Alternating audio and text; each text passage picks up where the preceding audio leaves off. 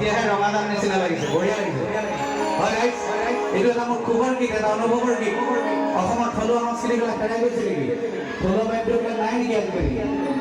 তাকে লৈ এই গীতটো কৰিছিলোঁ, অসমৰ ৰাইজে আদৰি লৈছে।